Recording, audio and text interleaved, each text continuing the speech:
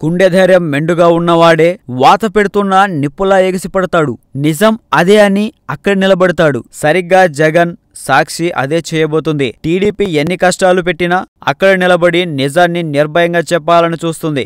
రేపటి నుంచి టీడీపీ గుండెల్లో గుణపాలు దించే కథనాలను ప్రసారం చేయబోతుంది సాక్షి. తెలుగులో ఉన్న అన్ని ఛానళ్లు బాబుకు బాజాలు కొడుతున్న ఒక్క సాక్షి మాత్రం టీడీపీకి అవినీతికి వ్యతిరేకంగా పోరాడుతుంది. ఒక మంత్రి ఏకంగా 3600 ఎకరాలను అమరావతిలో పాగేసిన తీరు సాక్షి ద్వారానే బయటపడింది అని తెలిసింది.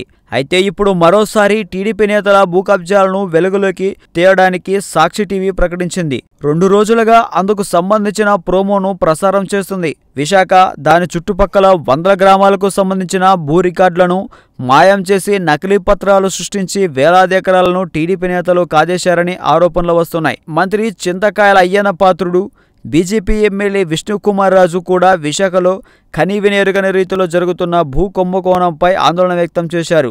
ఈ నేపథ్యంలో విశాఖలో జరిగిన భారీ కుంభకోణంపై జూన్ 5 నుంచి వరుస కథనాలు ప్రసారం చేయబోతున్నట్టు సాక్షి టీవీ వెల్లడించింది. ఈ కథనాలు సంచలనాత్మకంగా ఉంటాయని చెబుతున్నారు. దాదాపు 236 గ్రామాలకు సంబంధించిన భూ రికార్డులను మార్చేయడం, ఈ కుంభకోణం వెనుక మంత్రి, కొందరు అధికార పార్టీ ఎమ్మెల్యేల హస్తం, ముఖ్య నేత సహకారం ఉందన్న ఆరోపణల నేపథ్యంలో సాక్షి టీవీ ఎలాంటి కథనాలు ప్రసారం చేస్తుందన్న దానిపై ఉత్కంఠ నెలకొంది. విశాఖ భూ కుంభకోణం వివరాలు వెలికితీతకు సాక్షి మీడియా ప్రత్యేక టీంను నియమించిందని చెబుతున్నారు. కొద్ది కాలంగా సదరు టీంలో రహస్యంగా కుంభకోణాల డొంకను కదిలించినట్టు చెబుతున్నారు. ఈ కథనాల తర్వాత ఏపీలో ఏం జరుగుతుందో అని అంతా ఆసక్తికరంగా ఎదురు చూస్తున్నారు.